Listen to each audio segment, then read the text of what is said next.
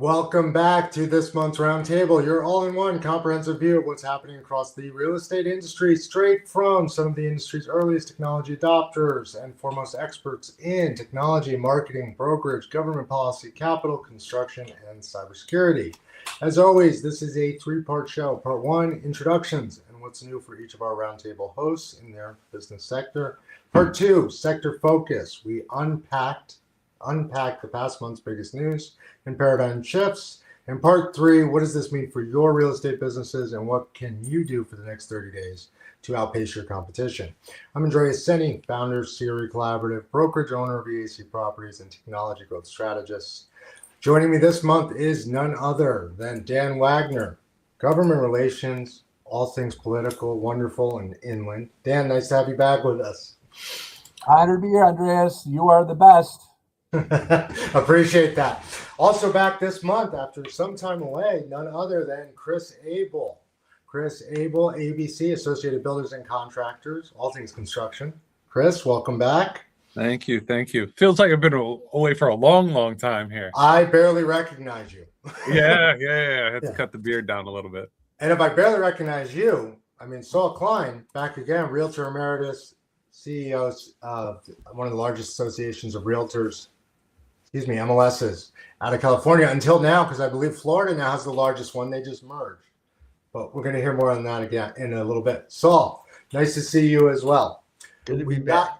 got a full night ahead of us, a fun-packed hour, a candid conversation. I do want to let everyone here know and let our audience know a special thank you. 6,376 viewers last month. Nice. 68% US-based, 18% Europe-based. So our U.S. audience, you need to share more with your local friends. 11% out of Asia and South Africa, 2%, South America, 1%. If not now, when? You've got all the conferences. We've got NAREIT, we've got NAR, we've got ICSC. Becca Carlson won't be with us this month. She is busy getting ready for the largest luncheon to be held at the International Council for Shopping Centers, which is now named a little differently, but it'll forever be known as ICSC to me. And we look forward to seeing her next month. So, Dan, you're over to my right in our Brady Bunch wheel today. What's the latest out of your neck of the woods? Yeah, so it's been I've been busy. I've been to EC a lot. I was there for NAREIT for their Hill visits, and then I was there for the Federation of Exchange Accommodators. And I will just say that it is so vital that we have our wonderful National Association of Realtors. I met with Shannon McGann. And their leadership there to have our realtors fighting for us on Capitol Hill every day, because a little bit later on I'll get into some of the discussion, but man, it is so important, and there's so much going on in Washington. It's unbelievable. Understood. Well, I'm excited to hear that. Chris, it's been a long time. I know construction hasn't stopped. People are building. What's the latest on your neck of the woods? Everyone's building. There's still, up here in the Northeast in Connecticut, still waiting for those, still early on. Last year, I remember talking about how the Summer Slammers came in, the bigger projects came in a little bit late, and it looks like that is following trend again. Biggest news this week, Construction Safety Week, wrapping up tomorrow. I was at a conference in Indianapolis last week. Tons of talk about data centers, tons of talk about AI. And just a quick plug, tomorrow I'll probably be signing this Foundation for Wellness, guiding principles for mental health, suicide prevention, and substance abuse in the Connecticut construction industry. So I'll be at that signing tomorrow morning, and pretty excited to be involved with that. Well, no, that's fantastic. And obviously, mental health is nothing to kid about, right? So if we could share a link, we'd love to. I'm sure our audience would love to get involved. Absolutely. I believe the studies show that 1 in 2 households are affected by something to do with mental health. It's a massive number. Yeah. Chris, I'm on the board of the National Alliance of Mental Illness for DuPage County, and it is such a big deal to get all mental stuff out of the closet and shine a light on it, because our veterans are killing themselves 22 a day, supposedly, and also our first responders, and we got to get people to be aware that they got to get help. They got to get help, right? Yeah, it's exciting that the state of Connecticut, no matter what side, it's not a political issue, it's not a union merit job issue. everyone's kind of got together to put these guiding principles together for it. So it's obviously not just about keeping limbs and making sure everyone goes home at night physically from the job site, but they're really attacking the mental stuff. So pretty excited. I'll hopefully the next one show I'll be able to talk about the experience there. Wow. It's a short signing, but it means a lot. So no, any steps in the right direction when it comes to mental health, and yeah, let's share it, let's promote it. For sure. Well, you're in California. I know they take care of mental health over in California better than we do. What's the latest and greatest on your neck of the woods, on our other coast? It's being in real estate is just kind of an exciting thing to be involved in, right? Whether or not you're involved in and even thinking about being able to build generational wealth through the ownership of real estate, or you're dealing with real estate professionals where real estate's their career. So there's always something to be excited about. Right now, the residential real estate industry is going through a major transition. You got billion-dollar companies fighting one another. You've got lots of litigation. You've got regulation and innovation. So there's just plenty to talk about, plenty to go around. And in my market, and I'm in San Diego, so it's just typically San Diego's a pretty good market, just like the weather, year round. And so even though interest rates might inch up a little bit, this is still a desirable place to live, regardless of what people might think about the politics of California. San Diego is a great place. Well, in talking about mental health, the real estate industry is one that it takes great fortitude of mental health, certainly. I'm curious how California is handling data centers. I know Dan and I talked briefly on data centers, and I know, Chris, you just brought up data centers, so clearly that's the biggest topic around town. I'm curious, starting back to you, Saul, in California, are data centers as big a thing? And then since we got to build them, Chris, please. Well, I'm sure they are, but in San Diego, I don't know anybody who's building a data center. The land's just too expensive. Well, you guys aren't going to use any AI? I mean, so we're using AI. I mean, agents are using it, and we use it internally in our company. Every day we find new uses for for artificial intelligence. And I told you this graphic I created. All I had to do was have a conversation with myself and then turn that conversation into a graphic. The other day I went for a walk, and on the walk I'm talking about, this particular real estate brokerage purchased this particular real estate brokerage, and this particular company purchased this particular company. Tell me about these companies. And so I get the feedback about the companies. And then when I was done walking, I thought, geez, I'm going to do that more often. I'm going to interview myself on a regular basis. And because I can't research it all, with the time I have, but the AI is just such a great research tool for me that I can't imagine now not having it. Well, it's those with intellect and intelligence can now act on more of it much faster, right? We're AI enabled end to end. As far as the Connecticut markets, they're thriving, they're growing. Retail's in its priming glory, which is by far my favorite asset. Followed up by office flight to quality, multifamily, limited construction, but strong demand, as is everywhere and anywhere. But retail mixed use is where to be. I'm curious, which AI model did you use? Which one are you on? Yeah, so I have the paid models, and this particular graphic is ChatGPT, but I also use Claude, and pretty much just rotate between the two. And it's interesting the differences you get between the two, asking it the same thing. And I'll create something in one and then take it over to the other and have it check it for me. So it's almost like a hobby, but it's so critical to the things I do now. And I don't go to Google very much anymore. I'd rather just go to one of the AI models and ask it. And I don't have to fight through the ads. Or find the links. Right, or find the Copilot is and Copilot's what I use at Inland. That's what we all use as well. But I will tell you that the data center world, if you got into it early, I think you made it. right now it's really difficult to be able to go through that gauntlet of getting it approved. So many people are not in my backyard, and it's been a big political hot potato now. So what the folks that got in, they're happy, and we all need the centers, the data centers, but it's going to be hard going forward getting them to be clocked in, unless you're in the middle of a desert or someplace like that where there's nobody around. Well, it's interesting. So real fast, a public service announcement for our audience. Dan mentioned Copilot. As an institution, as a company, you should be, and Saul mentioned premium version. You need a paid version of AI unless you are in fact the product and you're just feeding your intelligence and yourself into a system that everyone else can access. So please, please, please, as we all as professionals venture out onto this new era of commercial real estate, be mindful of what you put up into the clouds, such as your financial documentation on your clients, underwriting models, tenant names, expiration dates. These are all things I'd love for you to put up so I can access them and get your intelligence on top of mine. Just kidding. Just be careful. Copilot is a great way to go. Other paid services, please, please, please invest in an AI structure, an AI playbook, and rules. They do matter.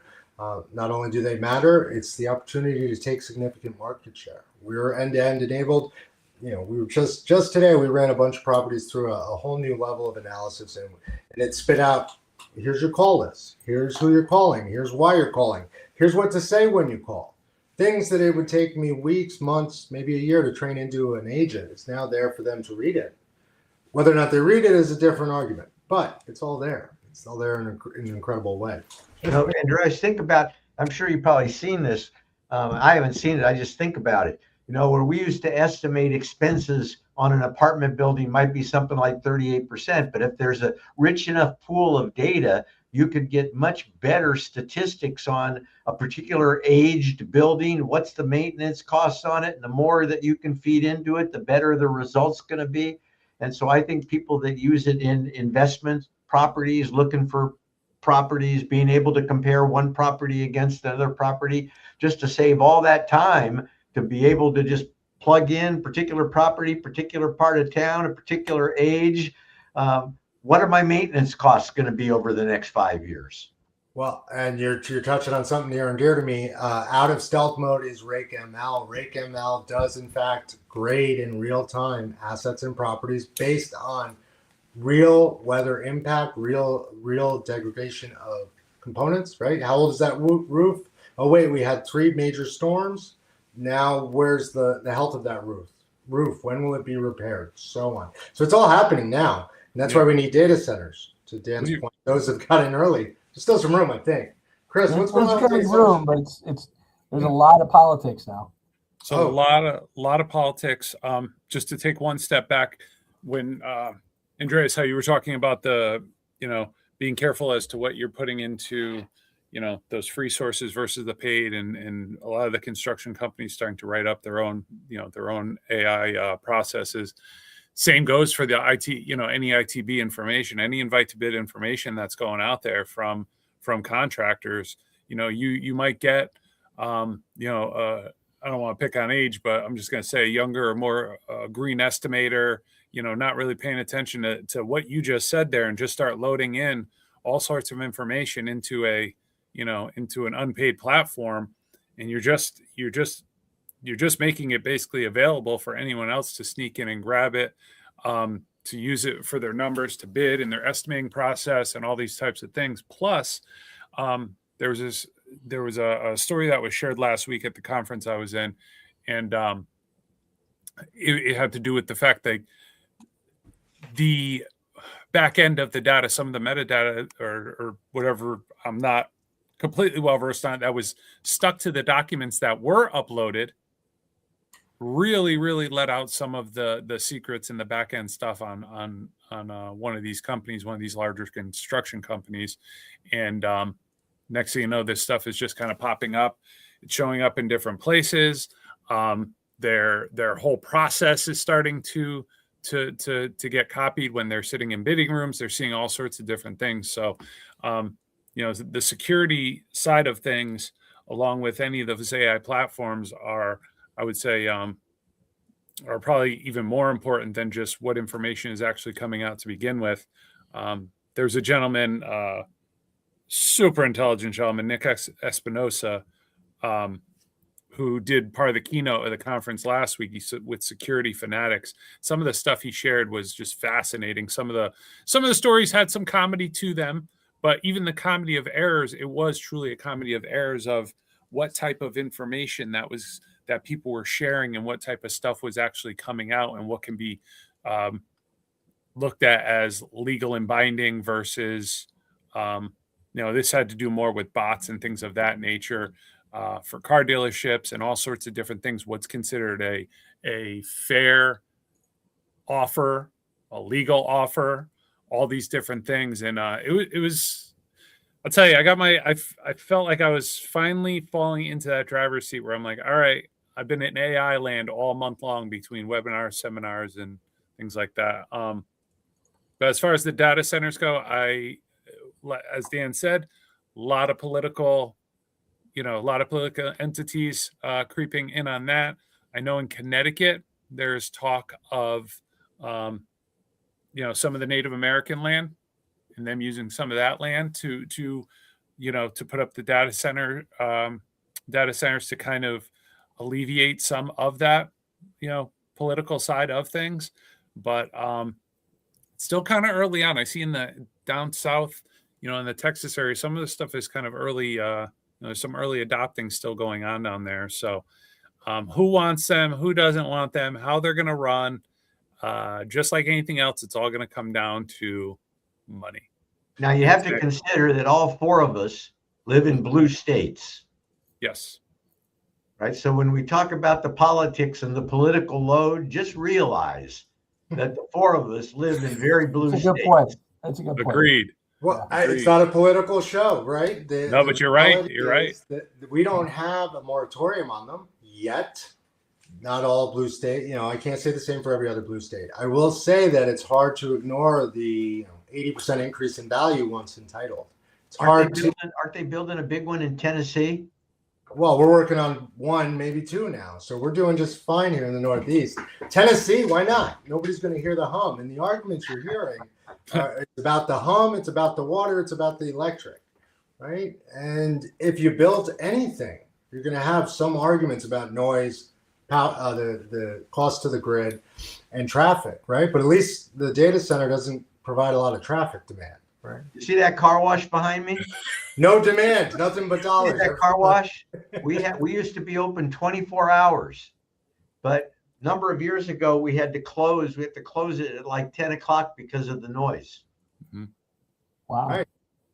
I believe it, right? Yeah. And I don't see any neon lights in that picture. That might be an old picture, right? But zoning will catch up as it does, and that's how we maintain and keep healthy communities. In some places, not so healthy because it has to catch up, but we're good. Well, in Illinois, what we have is we put this law in place called CEJA that gets rid of natural gas in Illinois by 2035, and now AI world is coming up, and then quantum computing. And quantum computing takes a huge amount of power, and so now they're looking at possibly repealing that to allow natural gas, because if you're able to have your data center or quantum computing center with a peaker power plant attached to a natural gas one where you generate your own electricity, then that could be a possibility. But there's lots of interesting policies that were put in place for green stuff, and then now they're looking at taking that back, and it is a very big deal with the politics in Illinois anyway, but I think also other places as well. No, Connecticut as well. I mean, it's one, can we do it, and then how long to do it, right? So our industrial owners that need to upgrade from 400 to 600, they just need more power. That's a 9-month window. I don't know the amperage behind and the demand on a power center, but it's massive. And they're having what are like go-between periods, right? Where they'll bring in generators to power the thing. That's how big the demand is. So it's an incredible asset. It's incredibly to watch. It's credible to be a part of it, but I don't know about it. And I'm sure, Dan, eventually you're going to be at the White House talking to somebody. So I'd like to keep it in Connecticut. I can get it. So I was in DC for NAREIT and for the Federation Exchange Accommodator. So I'll just quickly highlight, especially now that we've been having our foreign contingent that's downloading us. There's a thing called the Foreign Investment and Real Property Tax Act that we were hoping that can get repealed. But that's a big lift. But the concept is that in the 80s, the Japanese came in and were buying America, and some of the congressmen got freaked out by that, and so they put a bill in or law in that says that if you own real estate and you're for a foreign entity, you will have to pay double the capital gains tax. So it tried to discourage people from doing that. What is so nuts about the whole FERPTIS legislation is that you can't pick up, Rockefeller Center, for example, was bought by Japanese investors. You're not going to pick that up and transport it to Japan. So, we love having foreign investors because the foreign investors are able to come and renovate the property. Buyers renovate and owners maintain. And so the more you can have investors, the better. And so we're hoping that we're able to lift some of the FERPTA legislation so that we can get more foreign investment in the United States. And I know that inland, we're obviously always are looking at buying things, but we are also wanting to get people to invest. And, I can't really go into all those details because of our securities laws, but people are looking at investing, different funds into our platform for institutional investment. So it's going to be interesting to see what's going to happen in Washington over that issue.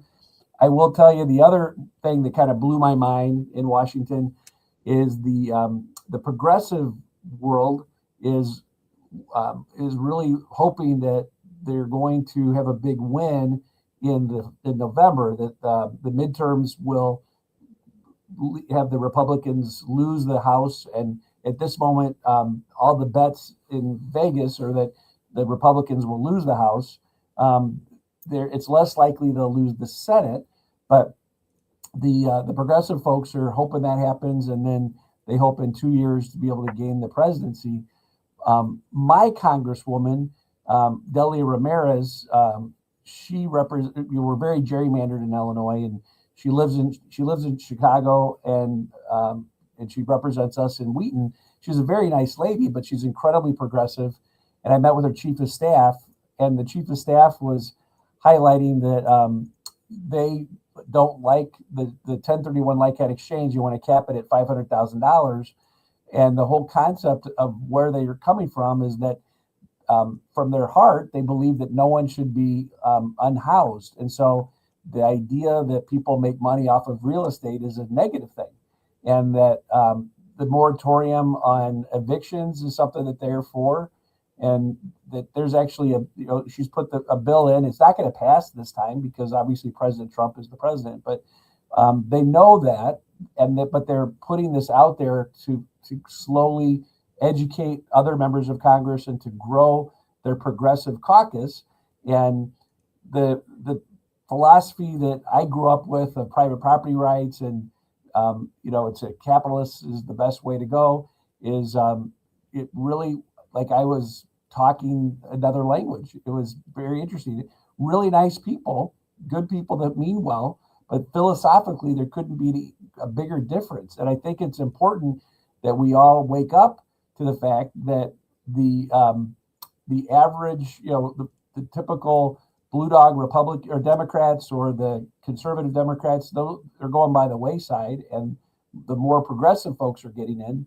And it just behooves us all to look to a Shannon McGann from the National Association of Realtors, the head lobbyist, to look to her and the whole FPC program of the National Association of Realtors, where every member of Congress has a realtor attached to them, because it's all going to be our grassroots level working one-on-one. It's not going to be AI. It's not going to be anything else but person to person talking to these members of Congress to be able to make sure to wake them up.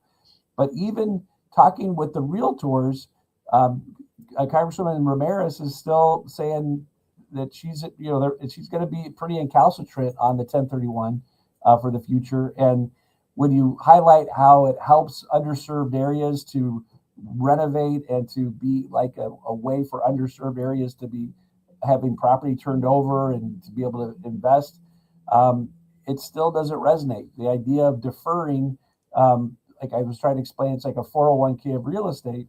It still was the idea that you're deferring the taxes, and we were not connecting. And hopefully more and more people will be able to connect with Delia Ramirez to say, hey, real estate investing and real estate as an industry is something that's really good. And while none of us like homelessness, a lot of homelessness is related to alcoholism, and like we were talking about the mental health issues, and that that's probably more of the focus of where the unhoused people are, is more of the mental health area, as opposed to real estate interests stopping people from being housed. So Dan, you're just too nice. When you describe this progressive thought, you're just too nice to all these people. He's just towing the I line here because understand we've the got both reasoning behind audiences. it, but I can tell you that the progressive ideas about taxing more and taking away private property rights are counterproductive.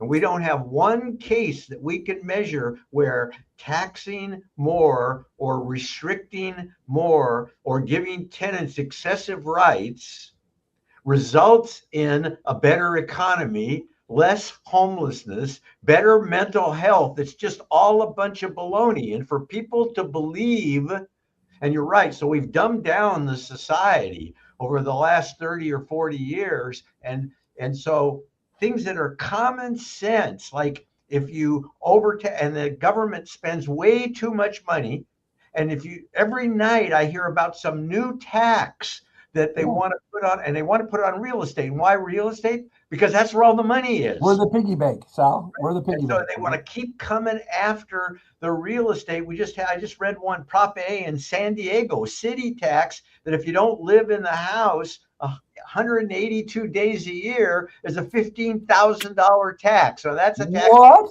Yeah, that's a tax on a That's why second you should home, invest right? in That's what land. that is. Go on. And so it's why, they don't even talk about cutting expenses. They're going to raise the sales tax. It's every single thing. When are we going to go out in the harbor and throw the tea into the water? Well, so now you're back on our coast, and the fact is the 1031 exchange, if removed, would reduce overall investment, reduce development. It would force those that are cash poor, those assets, to not turn over. There'd be less real estate related output, no construction for Chris's group, right? Lower GDP by billions of dollars annually. It hurts the people that they talk about helping. Yeah. Right. Well, But that's why they 100%. need to be educated. And that's I belong to NAR. I know Saul, you belong. I know Dan belongs. I know Chris would belong if he was a licensee. Important to educate. Sure. Sorry to jump in there. That's why I'm glad Dan's there. He's just too nice when he talks about So you realize that we're becoming more and more popular, and the amount of people that are watching our show now is a big deal. So I gotta be towing that line. So all people are listening to us. Well, I don't want to turn off any potential clients either. Let's keep it depending on your opinion, the percentages are shifting. Colors and all. I'm the popularity of Saul Klein is a big deal. Everybody knows that. Everybody tunes in to watch Real TV with Saul Klein. Hey, no, and Saul's, and don't just tune in here for Saul, guys. He's got the Realty Times. He's got a lot of channels and a lot of ways in which we can talk about progressive or not progressive, red and blue, and the economics of it all. It's incredible. Well, but let's be nice to our let's see, 68% here in North America that is split by some percentage. Yeah. Depending on how colorblind you are. We're all in favor pretty much of the same things. None of us really like homelessness. None of us really like mental instability. I mean, it's like we all want the same things, and some things economically will work and some things won't. And some things you can go back as far as you want historically, and you're not going to find a model where certain things were more productive. And yet those are the kinds of ideas that are easily spread these days. And you're right, Dan. I think people somehow the story's not connecting with, Right. at least it doesn't seem that way, right? Maybe there's a silent majority, like Richard Nixon said, that's there and we just don't know it. Well, So the other issue that I forgot to bring up to let you know about is the House and Senate. So some of the Republican world is becoming more populist, and so a bill passed in the Senate, and Congressman French Hill in the House is holding it right now, which is great. That people that are first-time homeowners are trying to say that the institutional investors are causing first-time homeowners not to be able to get their homes, and so they passed a rule that if it passes the Senate, and it passes the House, which we hope it doesn't, you would have anybody that's an institutional investor that has build-to-rent homes, they have to sell those within 7 years. Where which takes away private property rights. It artificially disincentivizes people to invest, and it's going to hurt the value of those properties. But the idea of why aren't people getting into selling their homes so that first-time homeowners can have product out there. And Saul, you know this with your MLS, people are not selling because of interest rates.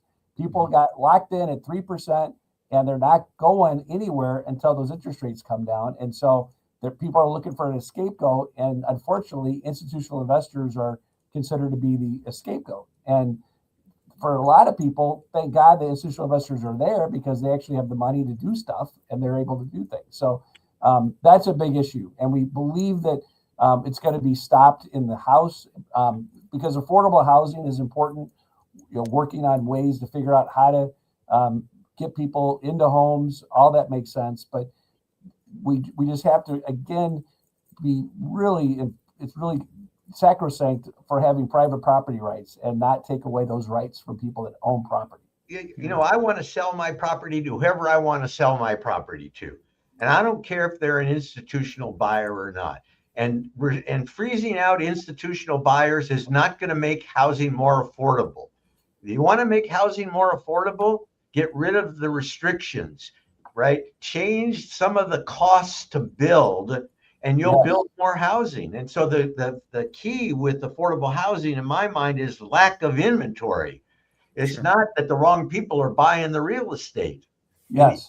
Right? They're going at it, in my mind, the wrong way. Well, Chris, you could talk about building codes, right? I mean, the building codes, Absolutely. I'm sure you see, are so expensive in some areas, right? Oh, absolutely. And Dan, what you just mentioned right there about those interest rates, I mean, that's the reason why I'm in the house that I'm in right now in the room doing this, because, my wife and I have looked and looked and looked and looked and looked, and the volatile interest rates up and down over the past, 6 or 7 years, more up than down. Just doesn't make it.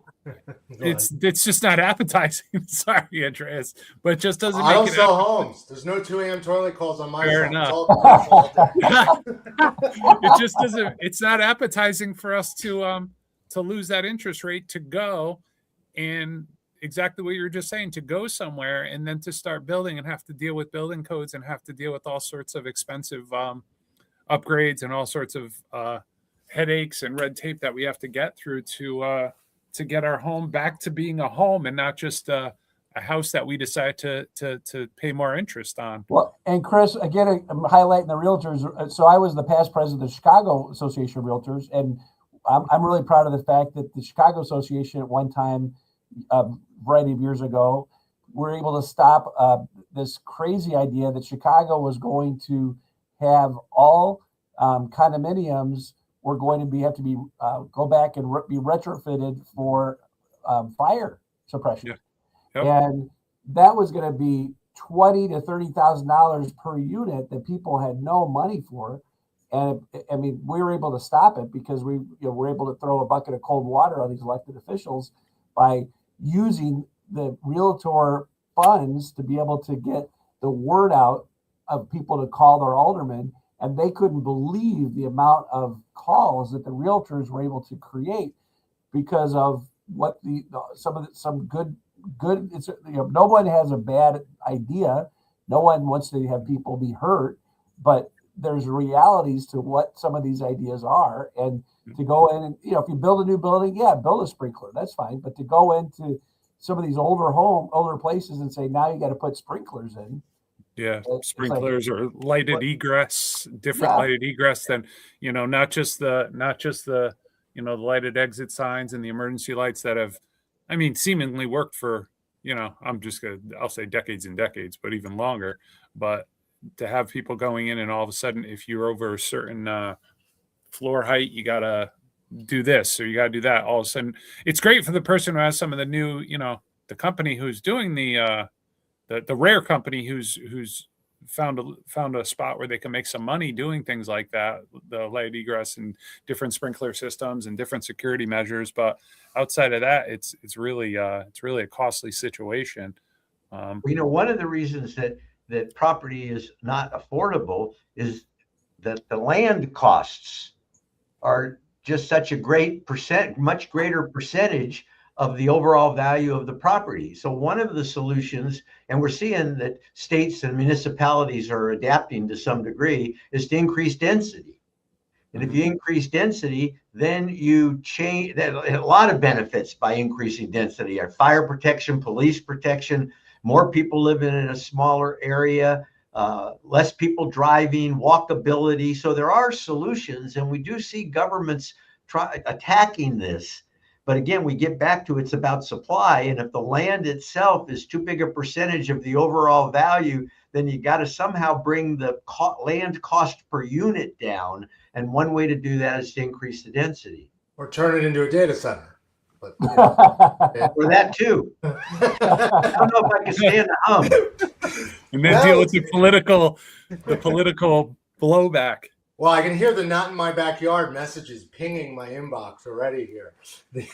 What's there? One of the not to super deep dive back into the data center thing, as far as the political side and all that, but it's just interesting. It's interesting, where some of the red states are even landing. They were talking about that a lot at the conference I was at last week, and they're getting, they're starting to get, and I don't want to turn it into ABC merit shop, union thing, versus union thing, but some of the unions are popping up in some of the red states. They haven't been there in a while. They haven't been, rearing their head, but they figure the data centers are bringing jobs. The data centers are bringing in work, temporary work. So all of a sudden you see some of the unions siding with big business and with big business in the Republican side of things, which it's I won't even say it's not that it's good or bad. It's just it makes things, I don't want to even say confusing, but I'll just say interesting, because it's Chris, that happened. You got a lot to watch out there. A suburb of Chicago, Naperville, you had a really nice area that this building, there was a huge building that was torn down in zone, for industrial, and this guy bought it, was going to put up a data center. It looked like it was going to be a no-brainer. The unions all came to the city council and supported it, but the NIMBY world rose its head up and it got killed. So this guy is stuck with this. He tore down this building and he thought it was going to be a no-brainer, and boom, it's now possibly they could now turn it into homes instead of, so this industrial area will be homes now. But the data center was killed, and I never thought it could be possible, but you had the unions that were really working to make it happen because they want the jobs. Yeah. Well, Dan, that's why in the realtor world, we don't talk about being red or blue. We talk about being purple. Yes. Right. And it's really about issues and voting and taking sides based on the issues and not on political philosophy. And that's what realtors and realtor politics are all about. Yeah, 100%, Saul. Everything. And we're gonna add that into the description. Realtor politics only on this show, because it's about revenue and it's about moving forward. Go ahead. Yeah, it's the realtor party, and I couldn't agree with you more, because the realtor party is the one that is so powerful, because you're able to get people that agree on private property rights, that are conservatives, that are liberals, and we walk hand in hand together in Washington, and we're probably the most bipartisan organization that exists in Washington that's left. And that's been the kind of the sweet spot for us as an industry. And I don't want to see anything to be diluted by our associations. That three-way agreement is terrific. And I don't know, Saul, your experience with the three-way agreement, and then Bring up a whole MLS. different type of politics now with the three-way agreement. Yeah, what's happening? There's some updates there for sure. Yeah, what's the latest? You can talk about all the MLS stuff. Well, the MLS world is interesting because the billion-dollar companies are going after everybody, are going after their own silos of data and listings. And we've got litigation, and we've got regulation, and we've got legislation. And so in the area of MLS, and MLSs really are data companies. And so what we want to do is collect the data, kind of remain neutral, and let business models who can use that data, use it in such a way that they can build their real estate business regardless of their business model. And so that's the line we try to walk in the MLS world. But there's lots of controversy because the big guys are fighting one another and suing one another. And what are the biggest lawsuits right now? What's that? What's the biggest lawsuits right now?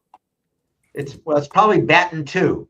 And so the first was Sitzer Burnett, and Sitzer Burnett was in Missouri, and it was a triple damage, $4 billion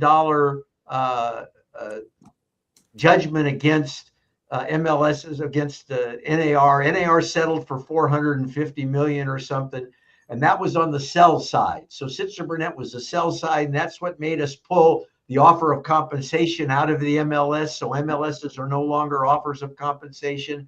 But then there's the people who were buying. They said, you know what? If those people on the sell side were damaged, then we on the buy side were damaged. And so that's the Batten, and it's evolved to Batten 2, and the projected damages on that exceed Sitzer. And so that's still floating around. And in the meantime, you still have Zillow suing Northwest MLS, and you got NAR just settled in an Armstrong case. So there's lots of litigation in the real estate space right now. Wow. Has been for the last couple of years. Yeah. NAR does its best to fight it off, but it's like there are so many that it's not easy. But can't I just go into AI and ask what my compensation should be? Isn't that the whole basis of the whole lawsuit? If AI is going to tell me the percentages anyways, couldn't you then open up an entirely new avenue? Well, so I got this other, so you might be right about that. So here's what I think about AI. People worry about AI taking people's jobs. And what I believe is that you don't have enough people being born around the world. And in about 10 years, you're going to be happy you got AI to be doing a lot of this stuff, because there aren't going to be enough people to do it. Well, that's a good point. Your lips to God's ears. I mean, our schools are looking at a cliff of people that aren't going to college anymore because the bodies aren't there for the colleges that they're used to. The body or the will, right? There's a difference. The bodies, yeah. There's bodies aren't there. Costs are kids. down. I am both exhilarated and terrified at the thought of 10 years from now, the guy who grew up with AI, the smartest guy in the class, had the smartest tool in the class and got to get smarter and smarter and smarter every year. He could pace himself to AI.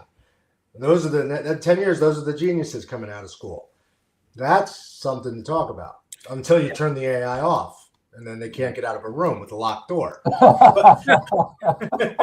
Hence why Realtor. Unless they have a locksmith on the other side. I got to say, though, and Dan, you're right, as far as just not enough bodies, to fill positions. Had the honor of being at an event yesterday morning, and they were actually celebrating students that were going into careers versus college. Thought it's important to celebrate these things if these kids are really serious. And the largest cluster that was there was the construction and skilled trades. Super exciting to me. I thought that was great. But to Dan's point and to Saul's point, it's, there's a lot there's more than there ever was. They're not going to college necessarily. A lot of them are going into the field, but it's still not enough. It's still not enough. It's still a massive gap of, and I don't have to go anywhere, but I spoke to two or three electrical firms and a ductwork guy today, just random conversations. And it really didn't have to do with that topic, but it always goes around that topic, because my final thing I always ask is there anything we could help you out with? If I get a few more people, if I get a few more guys, I don't care, whoever it is, if I get a few, every single one of them, single one of them. But and what are those jobs paying, Chris? Paying enough. They're not too bad. They're paying enough to have me go back and start thinking about going to school. I mean, I don't know the exact pay. It depends on the jobs and prevailing wage and hourly and all that sort of stuff. But, they're making good money, and a lot of them are in a company truck. And if they're not in a company truck, they're in their own truck. That is no slouch. That's for sure. So, Yeah. in the 40s and 60s and 70s range, at least. I mean, I'm spitballing numbers. Well, so while enrollment is up, it's completion that's really down, right? People are just not completing. They're going another route. Maybe they're going the trades. Maybe they should have gone to the trades in the first place. But if you think of it, if we dial back, even when all of us were probably younger, how many times I've said this or heard this about, where I ended up versus where I planned on going, what degree I planned on getting and where I planned on going. That's been happening forever, but now there's just so many other little caveats and elements to it. The exposure that comes with not only obviously the internet, but AI and everything that's out there, the exposure that an 18-year-old, 19-year-old, 24-year-old that's not sure what they want to do, 26, 27, 28, 32, they want to switch careers. The exposure to different avenues is by far much larger than anything that we've ever. You have to physically be somewhere to get that experience that someone can just, hey, I want to do this. Hey, build me a business plan. Hey, do this. If they're smart enough to angle it the right way, they could really make a living doing, I don't want to say anything, but almost anything. And the idea of being happy and the idea of being, fulfilled and all that sort of stuff has also taken more of a front seat to, paying bills, getting a mortgage. I mean, you look at this goes off a little bit different, but how many 16, 17-year-olds don't have that much interest in getting their driver's license? And that blows my mind. Totally. It's just wild stuff that they kind of, it's just a different way of going about things. But they got to live somewhere and they got to work somewhere. I just queried my AI, Andreas. Sorry. And the average per woman, 1.6 children. So per couple, 1.6 children. In the 50s, it was 3.5 per woman. Or 2007, it was 2.1, and today it's 1.6, which takes me back to the idea you're going to be happy that there's AI taking jobs, because there aren't going to be enough people. We're not even replacing ourselves. And this is not only a U.S. issue, this is a worldwide issue. And you look at China, they had a one-child policy for how long? Yeah. Right? I mean, so it's like the whole world is going to be happy that we're progressing the way we are with AI, because there aren't going to be enough people around to do the work. And Saul, that's where we have to also, the whole issue of immigration is got to, we came close under George W. Remember our Bush. purple state here. I know, but that's the big issue is immigration is supposed to be the thing that's going to help us, and we got to figure that out. But that's a very hot potato discussion, but that's a big deal. Well, I know we can look the people to Saul. You're right. Are we making there's a reason we're in the greatest transfer of wealth in human history, right? We had more children that amassed more wealth, and they're coming of age and they're transferring out of said wealth. And the fact that some of those children can't handle said wealth is the reason why most realtors are really working hard today, right? The fear that less qualified people or less capable people are coming, coupled with the fact you just threw at me from one of your AIs, that there aren't enough children out there is a scary thought. Certainly a scary thought. And as we go into scary thoughts, we're already at 10 minutes to the hour. So, are we really? The time just flew. Oh my God.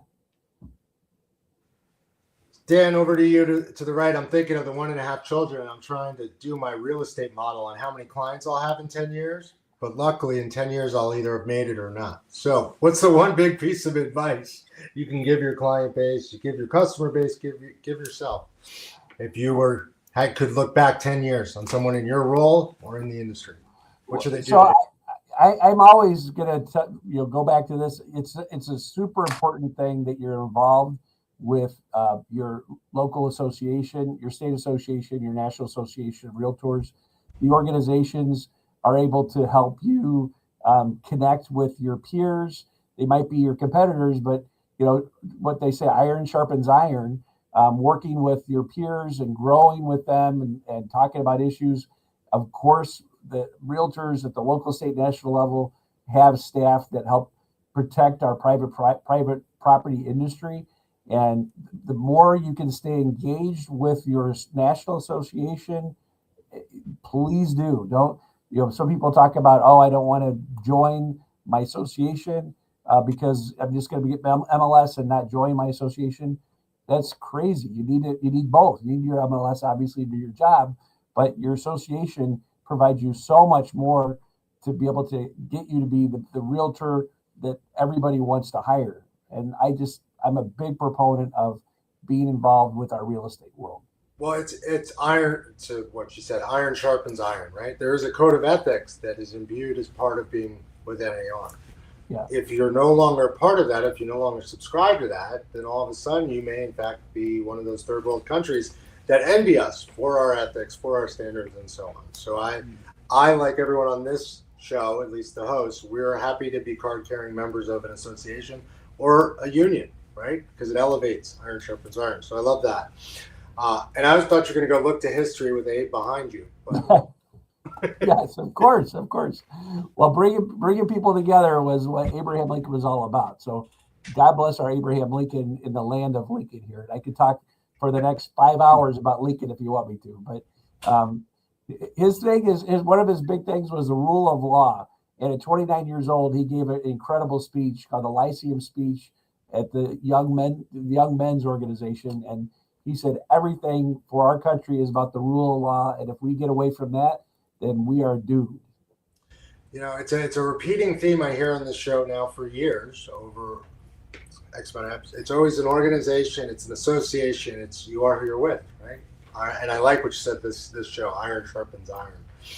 So speaking of iron sharpening iron over in California, so what's the biggest piece of advice you want to give to our audience? I thought you were going to ask me the same thing you asked Dan over the last 10 years. And I would say 10 years ago, I was retired. You foretold everything we're going through now. And you've been retired 10 years ago. I met you it's longer than that.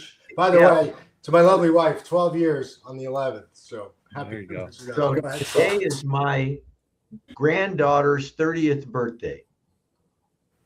So, Wow. And what I tell her is she got to get in and start using these AI models, right? You have to get used to using it. I tell this story when I was at the Naval Academy in 1968 to 1972. They were part of the Princeton-Dartmouth time-sharing computer system. And so they made the professors integrate some computer use, even in what we call in English and history classes and psychology class. They instituted some kind of computer use. And the reason was they wanted us to get used to using computers, not to know how to take them apart, not to know how to build them, but to be comfortable using them. And because we became comfortable using them, when we got to the fleet and they started delivering weapon systems and ships that use computers, we weren't, even though we didn't know how they worked, we weren't afraid to use them and play with them and try them. So AI is going to become part of your life, and go in and try it and query it. And don't think that any question that you write is too complicated. I write long, compound questions, and it's amazing how it can handle that.